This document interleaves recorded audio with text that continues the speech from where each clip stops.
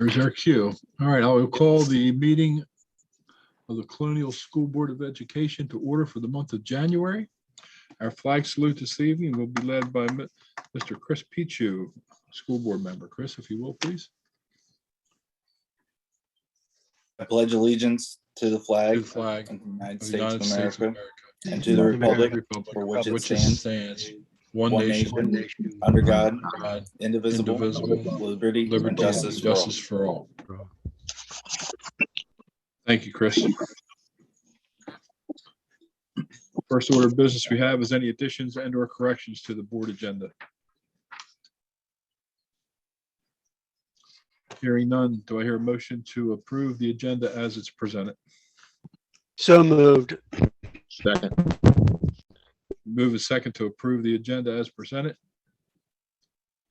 Questions? Hearing none, all in favor signify with your silence. Opposed, nay. The agenda is approved. Next order of business we have is the consent agenda. Do I hear a motion to approve the consent agenda as presented? I move to approve the consent agenda. Second. Second. Been moved and second to approve the consent agenda as presented. Questions? Hearing none, all in favor signify with your silence. Opposed, nay. Consent agenda is approved.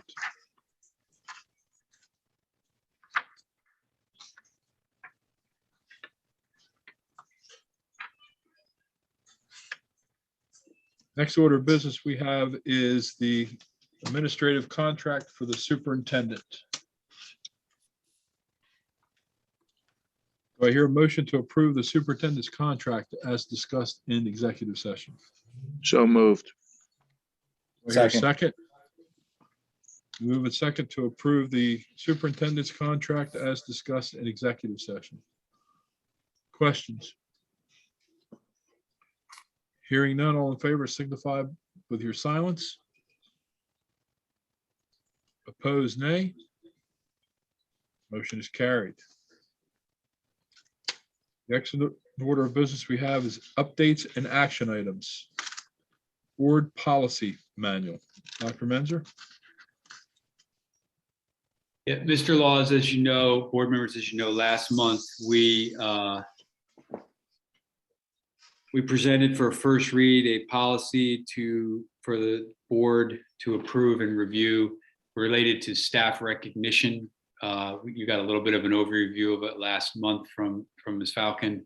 The board having had time to review and look at it. At this time, we would ask the board to, again, consider it as a second read and move for its approval.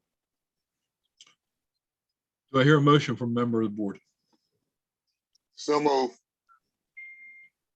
Do I hear a second? Second. Move and second to approve the board policy manual, considering this the second read. Do I hear any questions from members of the board?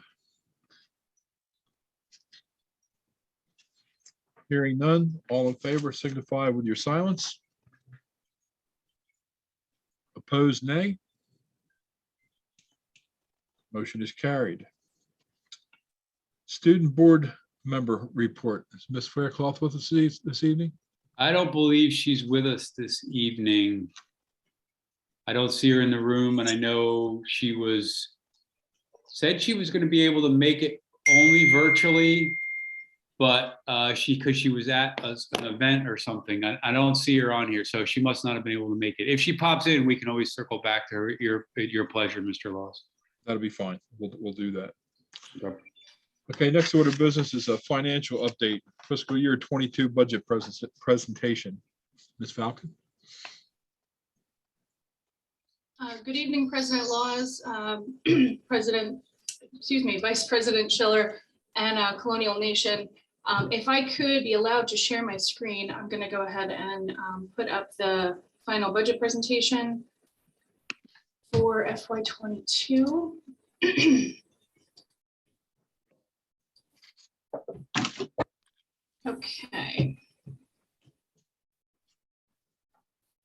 So tonight we are going to review the final financial plan for the 21-22 school year. Our enrollment has been certified based on the unit count. It moved back to September 30th from the delayed timeframe that existed last year. And we've been operating under a preliminary budget, which was approved earlier in the year. And this was discussed and recommended for approval by our finance committee on January 4th. Just going over an executive high-level summary here, the pandemic continues to impact our enrollment as stated. So we are operating right now on the 98% estimated unit count from last spring, rather than the actual number, because that was lower. The good news is that our revenue receipts on the local side continue to be strong. We have not been impacted by some of the softening that we were worried about last year. So because of that, we are able to continue to heavily invest in the recruitment and retention of staff, keeping our staffing levels as high as possible, and focusing on coverage for our classrooms and support for our staff and students is a top priority this year. And thankfully, the local revenue receipts being strong and continuing, and the good financial position that we were in coming into this pandemic has definitely helped, as have the relief funds offered through the federal government. Again, for a second fiscal year, we've put those in a separate section of the budget rather than baked into the annual operating budget, for a little bit more transparency and making sure that it's understood that those are one-time limited funds that will expire at a point in the future. So if we dive into a little bit more about the revenue, we have seen our state revenue increase by 2% this year. There was a salary increase and a bonus payment that went out, as well as some additional opportunity funding that was allocated as part of the education settlement. Local revenue has also increased. Our tax receipts are from a revenue generation perspective are relatively stagnant, but we are basically programming more local dollars in to the budget because we're having to go into a deficit spending mode again. This is not necessarily a bad thing. This is expected in the normal course of the budget cycle and the referendum cycle with the school district. This just represents that, we have basically our annual spending is projected to exceed our revenues this year. But again, we do have a good reserve amount and a good cash position, and that does not signify any sort of challenge or anything negative. Our federal revenue, as represented by our annual entitlement grants, is down about 2%. But as I mentioned earlier, we have received a lot of pandemic relief funding, which again is not included in these numbers and outlined separately. So total revenue has increased by just under 3% from last year. Move to the expenditure side of the budget, and basically we kept our building budgets at where they were for the preliminary level. I did not make any adjustments based on enrollment changes. Because the library budgets are a much smaller amount, I did update them based on enrollment and allow them to fluctuate up or down as needed, and kept the per pupil allocations the same. All of our discretionary budgets, we were trying to kind of just keep them stable. We either maintain them or decrease them if possible. There are a couple areas where an increase was warranted based on the factors that we're seeing. Our substitute costs obviously have increased. We are requiring more substitutes, and the cost that we're seeing for those substitutes is increasing, as labor rates continue to have upward pressure on them because of the shortages. We've also seen this hit a couple of our budgets where we get contractual labor. So you'll see some increases there. Marketing and behavioral health, those budgets, pretty significant increases there. We've moved contracts to those areas for management efficiency reasons. So those are those are the reasons behind those budgets. And then all of the disparate superintendent budgets, the deputy, the assistant superintendent budgets were all collapsed into one, again, for ease of administration and management of those dollars. That does not, so there's no new dollars there. It's just a collapsing of budgets. And then on the restricted budgets, most of those were basically just adjusted for the revenue increases or decreases that we were experiencing this year. Going into the detailed budgets, for nutrition, we are showing a decrease from last year.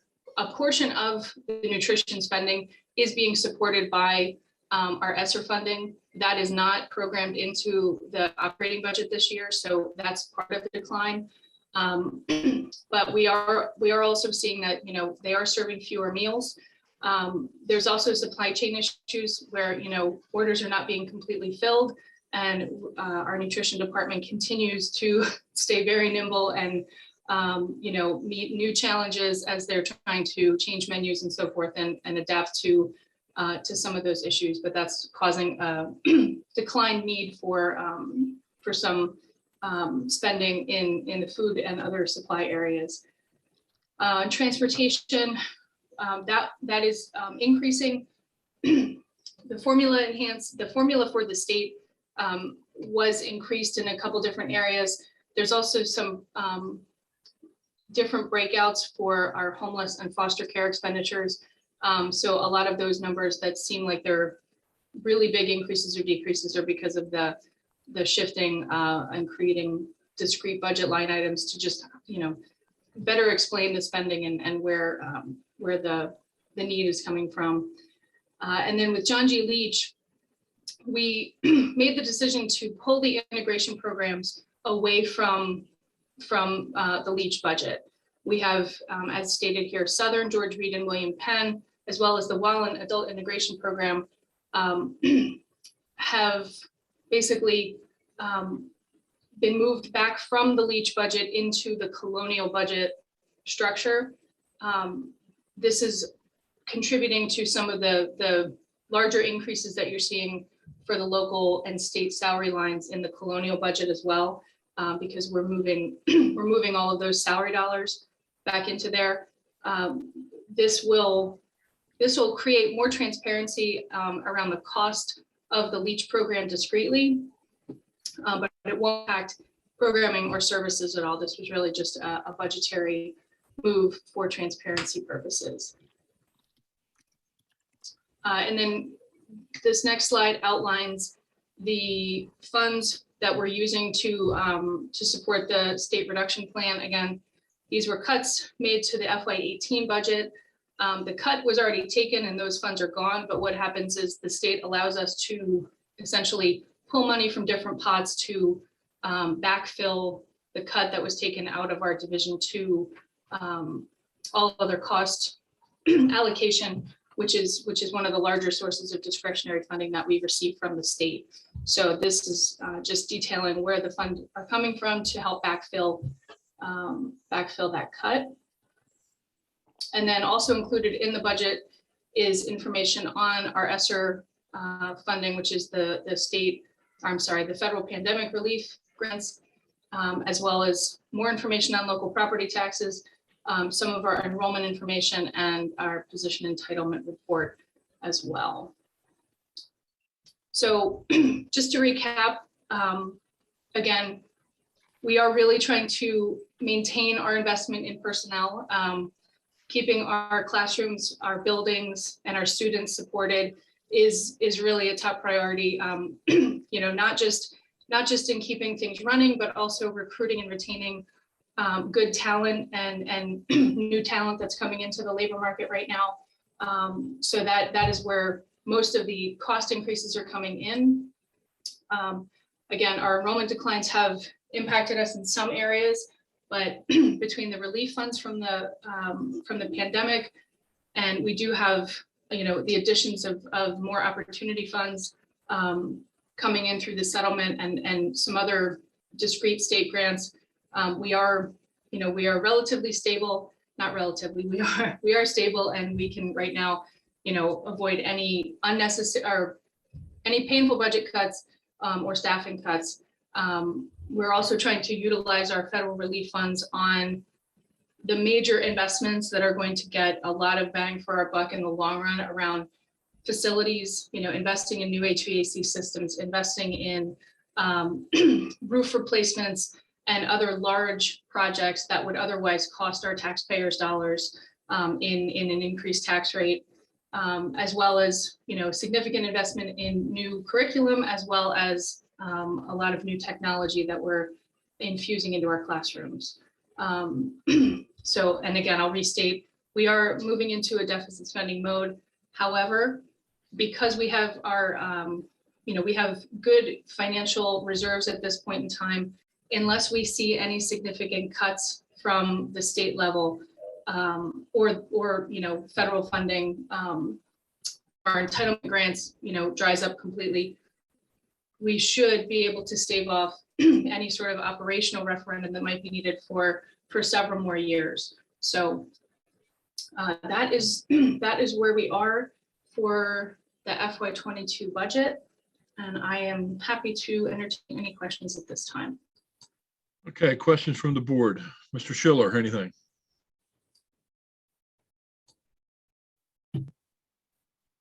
You have to unmute yourself, Rick. Sorry about that. Yeah, none at the moment. All right, Chris? Emily, where's the projection showing as far as for the standing to where it would have to be another operational referendum? Where's it projected out to? Well, I always hesitate to put a specific time frame on that because there are, a number of different factors that go into that decision making. But as I stated, unless we see significant declines in our state entitlement funding or significant continued enrollment erosion, where we have a lot of students leaving us, I would anticipate that we would be at least 3 or 4 years out from another operating referendum. Okay, thank you. Mr. Crossan, questions for Ms. Falcon? Yes, you mentioned that the deficit will be covered by savings. And is this a situation that's going to continue and it's anticipated and it'll be made up once we get to the referendum? Yeah, that's correct. The deficit, essentially, when we pass a referendum, more often than not, we are generating more revenue than our current expenses are expected to be needed. So we're saving money in reserve for the first period of the referendum cycle. And then at some point we switch over and we start deficit spending because the local operating dollars, again, because we have not had reassessment, there is a process going on right now to do reassessment, but we're still under generating revenue that's on assessments that are 40 years old. So our local revenues are relatively stagnant. And because of that, as our expenditures increase, we do have to go into a deficit spending mode before we get to the next point of referendum. Thank you. Okay. Mr. McGee, questions? No, I'm fine, Ted. Thank you very much. All right. Mr. Handy? Oh, she answered mine with the last answer that she gave. All right. I have a question or two. The labor that we're paying for substitute teachers, those type of things, and the increases, is that all funds that can be paid out of the pandemic program? From an eligibility standpoint, yes, we can support that spending with ESSER dollars and the relief funding. It is something that we always have to pay for substitutes. That's been a budget line, for as long as certainly for as long as I've been here, and it is an expected and continued expense. So I would hesitate to move an ongoing regular expense completely onto a grant that will end at some point. So the increase that I've put in place gets us back in line with where we were a couple years ago before we started seeing some of the coverage issues that our substitute vendors have experienced, because we were actually having some coverage issues in this area prior to COVID, where the fill rates were, you know, slipping below 90%. In some schools, you know, they were as low as in the 70s, and we thought that was, you know, we thought that was bad at the time, but COVID has proven us wrong, unfortunately. But you know, but we were routinely spending over $1 million on substitutes pre, you know, when those coverage issues were not as prevalent. So this is just kind of getting it in line with where we have been. I do hope that some of the coverage, you know, issues and fill rates can improve over time, as you know, as some of our vendors hopefully can bring more folks back into the fold and get them back in our classrooms to help support our students and teachers. Because we should be able to take an average of what we had for a couple of years prior to the pandemic and be able to come up with a figure to where we can go and say, okay, anything above this percentage, whether it be 75%, 80%, or 90%, anything above and beyond that should be something we should be able to go after and kind of get some of those funds to go toward that. That's very similar to the approach that I took. I basically said, where were we pre-pandemic? I'll put the budget back at that level, roughly, and then anything else can be programmed to go to our relief grants. Exactly right. And that is for all facets of our business, whether it be teachers, school bus drivers, nutrition services, any of those things, correct? Correct. Yes. Okay. Knowing you, I feel very comfortable that you're tracking any pandemic cost or whatnot. You have that listed and separated out in case there's ever any audits or anything like that. We're covered. That's absolutely right. We have specific coding in place. You know, one of the investments that we also felt was very important, given the size and volume of relief funding that we're managing right now, is a grant specialist. This was a position that was created with grant funding and, you know, was brought on board to assist with those compliance issues and ensure that, you know, we were working seamlessly on the compliance and funding side, and that the programming side, you know, could be left to do what it does best, which is, you know, put great services out for kids. And those type of positions, we are funding those directly from those ESSER funds, correct? That is correct, yes. Any facilities changes, improvements, repairs, those type of things that are associated to it, whatnot, are all documented as well. That's absolutely correct, yes. Okay. Yep. All right. Okay. All right. Thank you very much.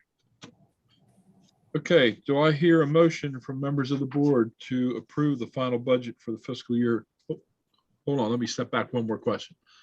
What is our student count to date? The student count on September 30th was 9,531 students. And what was our 98% number? The 98% unit number was, oh gosh, you're putting me on the spot. 97, was it 97.85? The problem is the 98% number is actually a unit number. It's not an enrollment number. That's right. So our 98% unit number, let me see.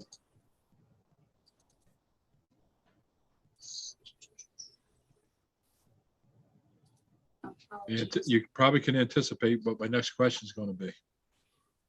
So our actual unit number based on the enrollment was 769.12. The units that we were funded for this year for classroom teachers only, there are other units associated out there, but classroom teachers only was 786 units, 786.94 units. That we were funded for out of that 98%. Correct. Okay, so out of 9531, what would our approximate unit number be? So I don't want to give a number. I'm not prepared to give a projection. What I can say is that the estimate that we're going to be working through with DOE, because it is a process that we submit a recommendation to DOE. They must approve and agree with that recommendation, and we can negotiate that. But I do anticipate that our anticipated enrollment is going to be a lot lower than what it was expected to be for this year. So our 98% number next year is going to be a bit of a drop. Okay, all right. Okay, thank you. Okay, so do I hear a motion from a member of the board to approve the fiscal year final budget? Motion to approve the budget. By Mr. Crossen, do I hear a second? Second. I'm sorry, who was that? Second by Chris PQ. Okay, been moved and seconded to approve the fiscal year 2022 budget. Do I hear any further questions from members of the board? Hearing none, all in favor signify with your silence. All opposed, nay. Budget is approved. Thank you very much. Thank you very much. Okay, next order of business we have is field trip. Mr. Laws, as you know, the board regularly approves overnight field trips. This is a trip that we anticipate being able to send our youngsters on to compete in the Atlantic Coast Championship Wildwood, New Jersey from April 28th to May 1st. It's an overnight trip and it requires board approval before we can finalize plans to participate. And what and Dr. Menzer, which group is this? These are William Penn select groups that are competing in the annual indoor competitions, I believe, that go on throughout the school year. These are for band competitions, those type of This things. is a band competition. Yes, I'm sorry, Mr. Laws. Right, To yeah. be very broad, it's the band competition that they attend in the spring. Okay, thank you very much. Do I hear a motion from a member of the board? Yeah, I'll make a motion that we approve the field trip for the competition in, I believe it's Atlantic City. It is Wildwood. Yes. Yeah, in Wildwood. By Mr. Schiller, do I hear a second? I second. Second by Mr. Handy. Move the second to approve the field trip request for April 28th through Sunday, May 1st, 2022 to Wildwood, New Jersey. Do I hear any further questions? Hearing none, all in favor signify with your silence. Opposed, nay. Motion is carried. Next order of business we have is the operations and staff update. Mr. Laws, this is just, I wanted to take a moment to share with the board the state of the district with respect to returning to in-person learning following winter break. And the best way to describe that is really, it's an operations and a staff puzzle. I would say that we have a dedicated and committed staff in every one of our divisions and departments and every one of our schools across the board. They are committed to continuing to provide in-person learning for students because they know and believe in their hearts that it's the best thing to do for our students and our community. I think the recent surge has made that task something that is extremely challenging. And despite that challenge and in the face of the adversity that it brings, I wanted to let the board know that we remain committed to providing in-person learning at every opportunity until there is an operational reason that we cannot. So the decisions that are made on a daily and sometimes nightly basis for classrooms, programs, and most recently, our first one, a whole school to go virtual due to operational issues and staff issues related to COVID, do not come easy. The amount of energy that our instructional staff, our building administrators, our custodians, our bus drivers, our nutrition workers, our paraeducators, our secretaries, again, and our building principals that are putting into making this happen is excruciating. They are working tirelessly. Their jobs have become making sure that our students can be in schools with staff. And it is a toll, an emotional and mental toll on the staff. But they remain committed. And I wanted to take a moment to tell the board that I'm proud of what our staff are doing. Despite some of these challenges, they continue to put themselves out there to do what they believe is best for the students. There are things that are happening in our schools that are amazing, but the reason it's happening is not because of one person. It's because of the tireless commitment of an entire school community to make it happen. We have retirees coming out of retirement that have been subbing every day since they've been eligible to work. We're hiring new administrators and specialists to support work that, to Emily's point, didn't exist months ago because we need to support staff. Our administrators work 24/7 tracking the health of their staff and their community so that they can communicate with the district level leadership team and the operations folks, decisions that need to be made around notifications for closure for classrooms or virtual decisions. Our staff are constantly looking into classrooms with students with masks, spaced apart, putting together engaging, relevant learning experiences despite the challenges in front of them. So it's a little bit of a preachy soapbox, something that I don't like to do a lot of because the work speaks for itself.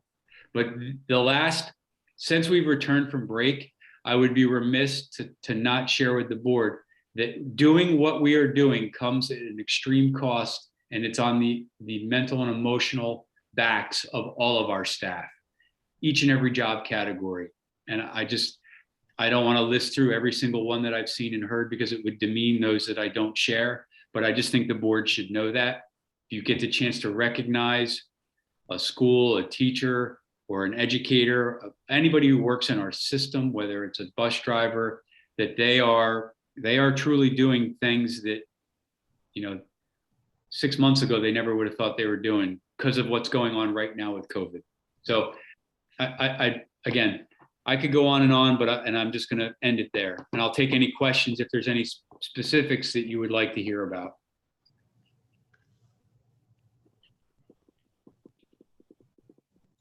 I'm sorry. Questions from the board. Mr. Handy, anything?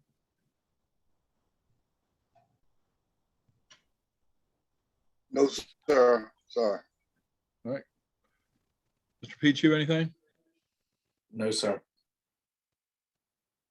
Mr. Schiller? No questions, but thanks, Jeff, for the update. All right. Mr. Carlson? I have no questions. All right. Mr. McGee? No, I'm fine. Thank you. Thanks, Jeff.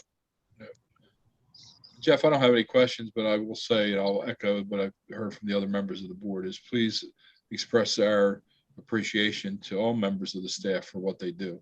I know, and I fully expect that any of our board members see anybody, they'll relay it to them personally, but please make sure it gets out there that we all appreciate what they're doing, because I think it's in everybody's best interest, especially our students, to make sure that they're in the buildings learning versus being out. So, because they just need that exposure to the education, to their people in their classes and friends and everything else. So thank them very much.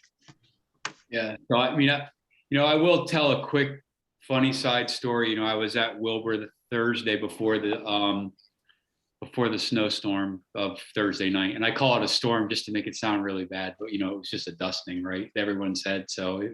But I was in this classroom, and the students were trying to, I was like, they were asking, "Oh, are you covering our class? Are you coming in to teach us?" And I'm like, "Look, you guys don't want me in here. I mean, I'm like the uncle that gives away the candy to everybody. Your teacher's going to come back in here and they're going to go, 'What is going on here? These kids are crazy. Didn't you do anything with them?'" And they're like, "Oh, you're kind of like Santa." Our parents like it, but then it drives them crazy because of all this stuff. And I was like, yeah, I guess. I said, But the only thing that I really decide is that you would worry about is I'm the one who's going to help decide if there's a snow day tomorrow.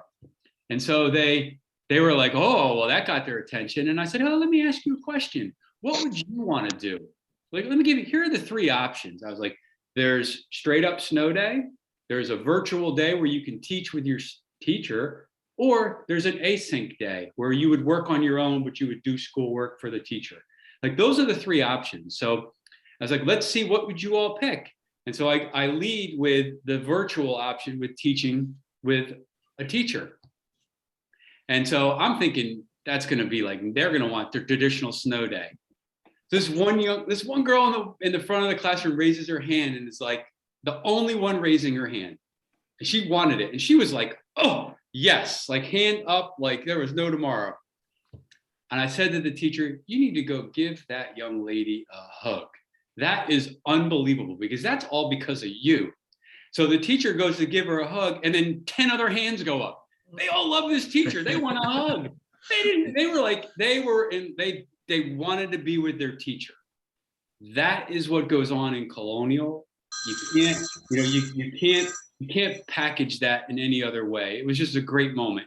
And then, to be quite honest with you, they didn't really pick a traditional snow day. They were split all across the board. After that, it was all gloves off. They all were like, just, it was almost like an even split. 9 wanted this and 9 wanted that, 9 wanted this.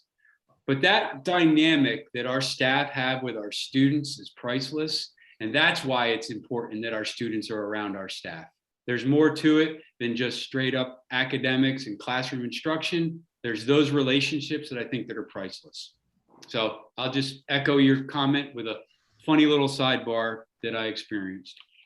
All right, thank you very much. Okay, next order of business we have is the DSBA Association, one being the board docs renewal, which is up starting, oh, actually, we should have renewed it already this year. So do I hear a motion to make the payment to DSBA for the board doc subscription? So moved. Robin Cross, and make the payment for board docs to DSBA. Do I hear a second? I'll second. Been moved and second to approve the payment for DSBA to the board doc subscription. Any questions by members of the board? Hearing none, all in favor signify with your silence. Opposed, nay. Motion is carried. Thank you very much. Okay, next order of business we have is items removed from the consent agenda. We have none. Any items that were added to the agenda? We have none.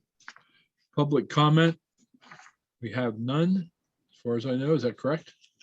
That is correct. We have no virtual submissions, nor does the folks who will be using the anchor location, have they indicated such. So we have no public comment this evening.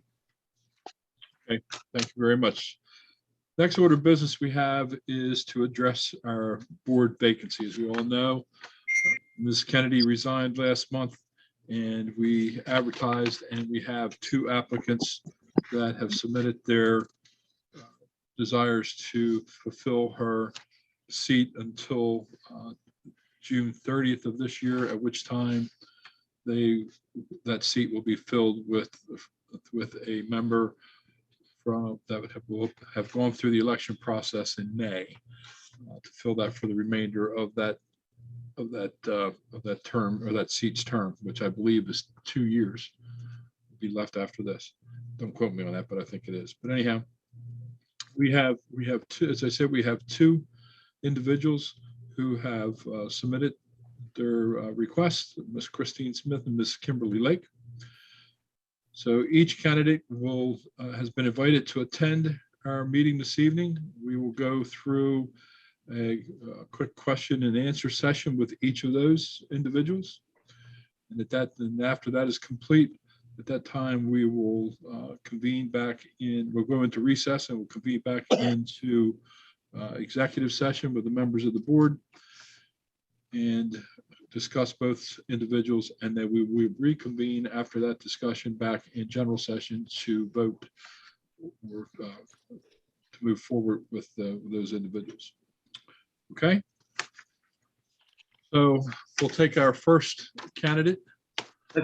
We have both of them in the room and let's ask them to turn their cameras on. I see Mrs. Lake and I see Miss Smith. Great, they're They're both both there. here. Yep, they're both there. Welcome, ladies. Welcome. Okay. Dr. Menzer, I'll let you take the lead on this to Okay. choose which one will go first. And then we'll go through and we'll start asking some questions, at which time I will call the board member, which will ask you a question or so. Okay. Sure.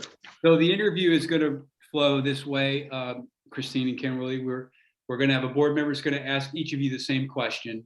You're going to get about 2 minutes to provide a succinct and brief as answer as possible to that question, with knowing that there will be an opportunity for a follow-up to that question from either that board member that asked the question or any of the other board members. So we're just going to go back and forth. One will go first one time, the other will go first the next time, until we go through. Each board member will ask a question and you'll get the same question from them. And then at the end of the interviews, Mr. Laws will follow up with any clarifications or any other questions, and then we'll follow the procedure that he outlined. So at this point, I'll go center row. Miss Lake, you get to go up first. You're in the middle of the screen.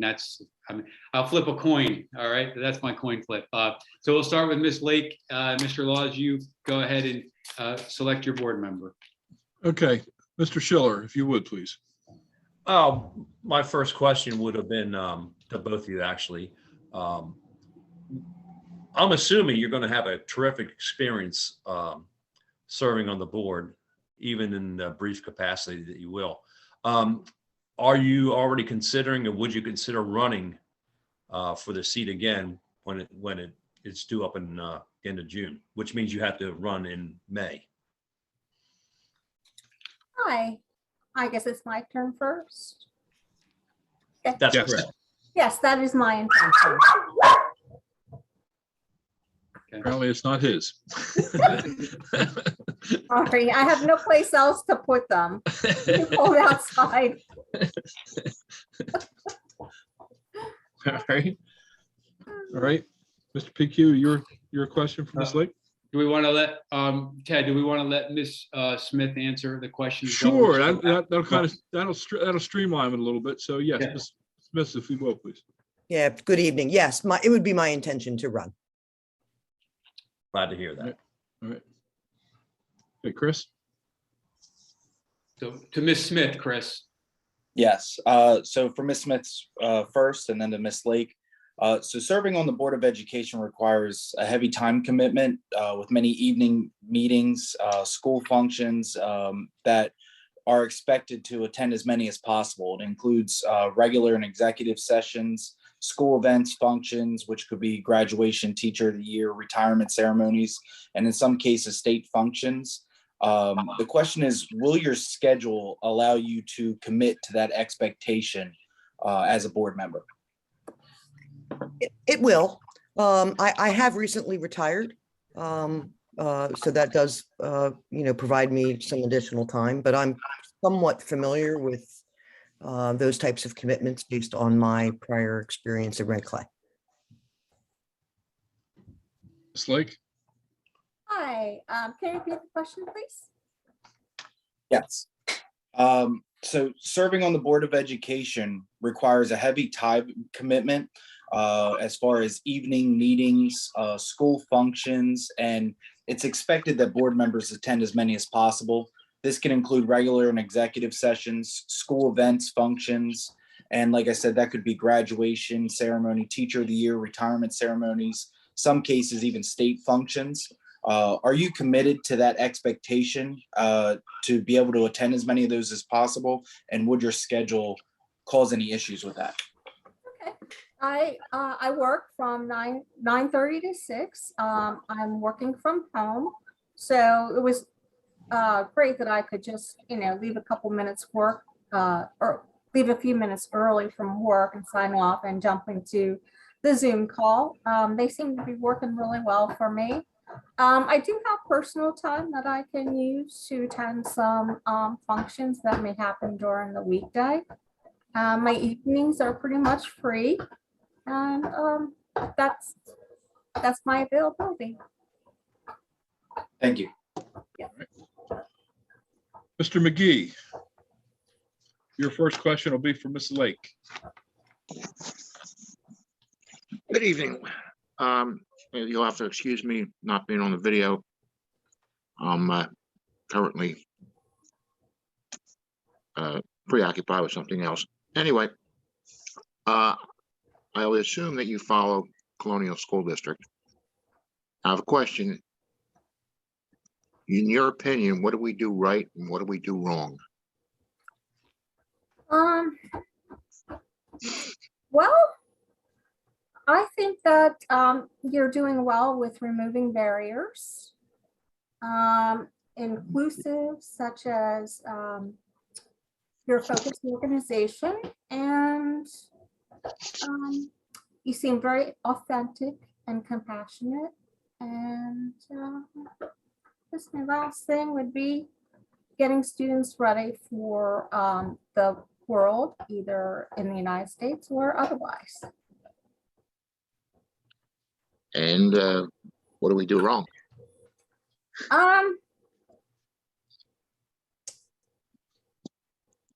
I think In your I read opinion? stuff on next door that I can see complaints on, but there's really not too many. So not knowing a whole lot, I'd have to leave it at, I'd have to talk to people. Very good, thank you. Ms. Smith? Ms. Yeah, Smith, yes. I don't know that any public school district really does anything wrong. Are there areas for improvement? There always are. We all school districts are striving regularly to ensure that the students are ready for the workforce, whether that's through a college, a college pathway or direct into the workforce through, some of the pathway programs in the high schools. From what you're doing well, you're certainly fiscally solvent. Your meetings and your community are not controversial. So that tells me that the board and the district administration are in tune with the community and what the community wants.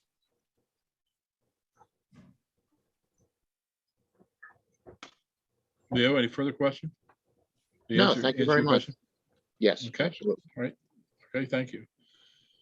Mr. Crossan. Your question will be for Ms. Smith. To start. Okay.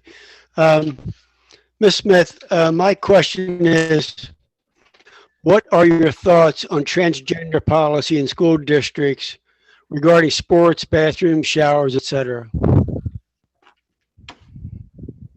It's a very good question. That's one of those controversial things that, it is coming up here and there across the country. What are my thoughts? My having just gone through this in Red Clay, my thoughts are that the policy that Red Clay School District recently passed is fair and reasonable. It's an issue that needs to be addressed, but I think it also needs to be addressed with significant community input. Particularly the students themselves who would be impacted by the policies, whether they are cisgendered or transgender. Thank you. Ms. Lake? Yes, I agree that would involve heavy community participation and listen to everyone's concerns. And for an example, as I'm an EMT, a volunteer EMT at Goodwill Fire Company, we don't care and ask what the patient is or orientations are. You just do what's right and make a decision. thank you. Mr. Handy, your question will be first answered by Ms. Lake. Great. How you doing? Okay. Hi. My question is, we know that Colonial district is cutting edge district. You know, so with your experiences, how can you enhance the things that we already do? Okay. Well, I have a little learning curve here, and I'm hoping to learn from everybody on the board and talk to residents and see where there's issues and how we can solve them. Ms. Smith? Yeah, I mean, we both candidates were asked to provide written responses to some questions that I assume were provided for the board. They were. And, what I said was that, the pandemic funding is quite the windfall. By all accounts, Colonial at the moment is, ethically and responsibly maintaining those funds and doing great things with it. So I would want to, continue to see how we could be creative in that regard. Staffing is a significant concern. So, and Colonial is doing a fantastic job. The social media and the public relations and the materials and the websites and the whole power of we is just a phenomenal undertaking, and your district staff is really to be commended for it. It's a model really for the rest of the state. Anything further, Mr. Handy? Nope. Last but not least, I get my turn. All right, Ms. Smith, you'll be first. What are your opinions and thoughts of, as we know, there's been a lot of issues around this going on around the country as well too. What are your opinion and thoughts of parents in being part of the development of curriculum? I think we are long past the days of a community sitting back and just accepting whatever it is that the school district is going to provide. The level of community engagement that has increased in the last 5 to 10 years in public education across the country, it's important. Within those parents, you're going to have lots of different attitudes and opinions and beliefs.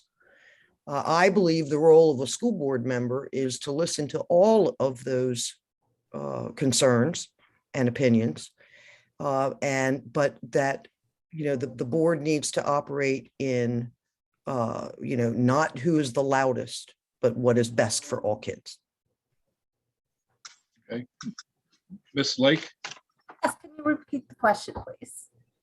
what is your opinion and thoughts of parents participating in the development of the curriculum in schools?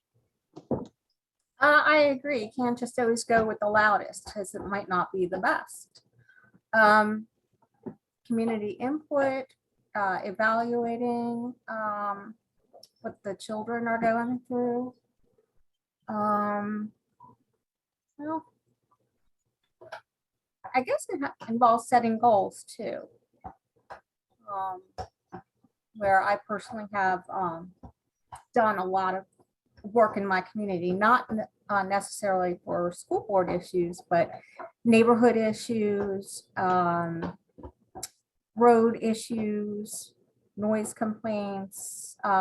Since I'm on the board of our neighborhood association, that's my experience, is to get people together and have a discussion and come to an answer. All right, and I have one more question for each one of the two of you, and we'll start off with Ms. Lake on this one. I'm going to ask you the same premise of your opinion and thoughts of CRT, critical race theory. Ms. Lake, you're first. There are eesh, many definitions, I think, that are out there. And maybe everyone doesn't know exactly what is being done. They just hear CRT and they just don't want anything to do with it.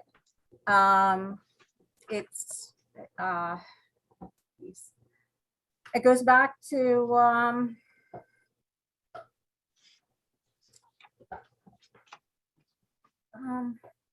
don't know how I want to say that. I guess that's it. Ms. Smith? There's not a public school district in this country that's teaching critical race theory. Critical race theory is a law school level curriculum designed to teach lawyers how to consider how they're going to prosecute or defend legal cases. What we are seeing is an interest across the country in providing a more accurate depiction of history in this country. And I think it's very important. I know as a former history teacher, I sometimes cringe at some of the ways that I was taught to teach about the Civil War. And I believe that as history goes on, perspectives change. But I do not believe that Colonial School District is teaching critical race theory. Right. Thank you very much. Any other members of the board have any other follow-up questions? Okay, thank you very much. Hearing none, I will accept a motion to go into recess from regular session to go back into executive session.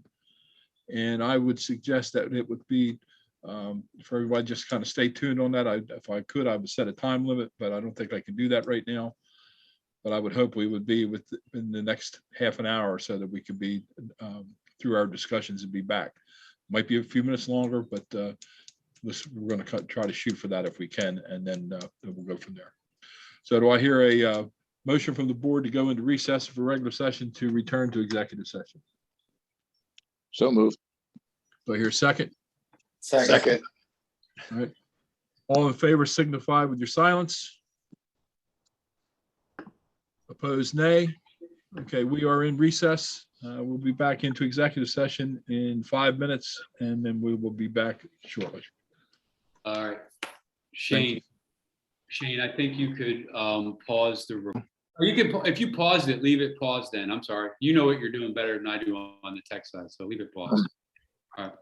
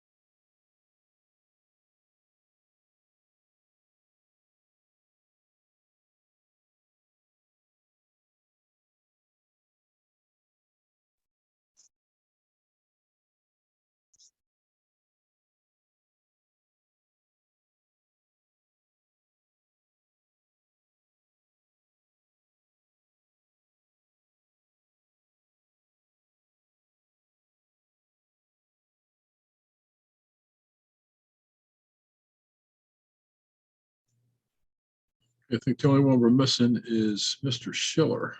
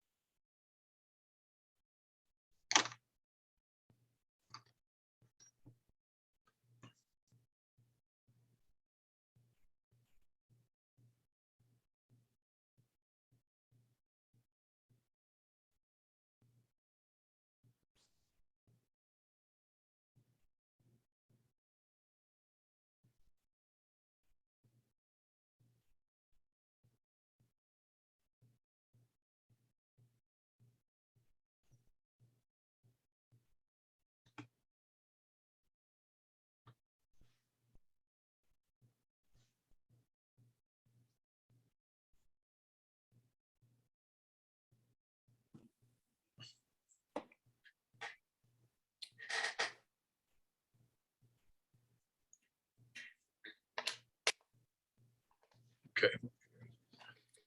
Okay, I think we have all the board members back. Mr. Schiller, we have Leah,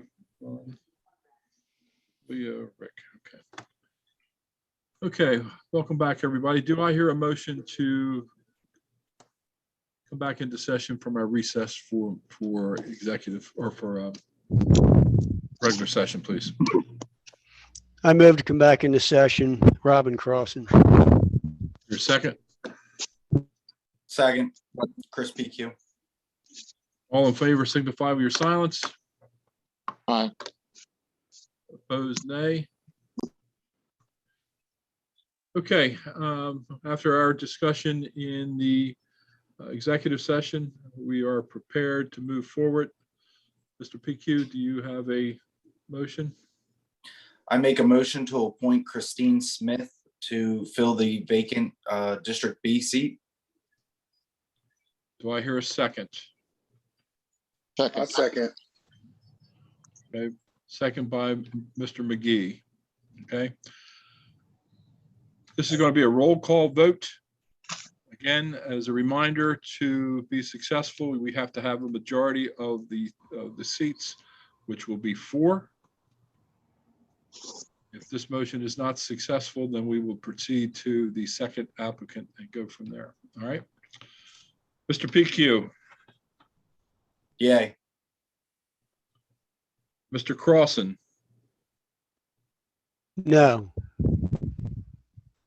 Mr. Handy, Yeah. Mr. McGee, Yay. Mr. Schiller. Yay. Okay. The appointment is successful for Ms. Smith on a vote of 4-1. Thank you very much, Ms. Lake. Thank you very much for your interest in the position. Hopefully we'll Thank you see so you, maybe much. see you apply for the seat for the reelection. Great. Thank you If so you're much. so interested, okay? Okay. Thank you very much. Ms. Smith, congratulations. We will get you information between Dr. Menzer and Ms. Russell will get you information that you'll need to have for future board meetings and those type of things, and then we'll go from there. Well, thank you very much. This is a real honor, and I'm really excited to be able to give back to the Colonial Nation. Thank you. Okay, all right. Okay, with that said, that concludes all of our business that we had on the agenda for the month of January. Do I hear a motion to adjourn? I I'll move make- to adjourn. Robin Crossan. Your second? I'll second that. All in favor signify with your silence. Opposed, nay. We are adjourned. Thank you very much, everyone, and be safe and stay warm.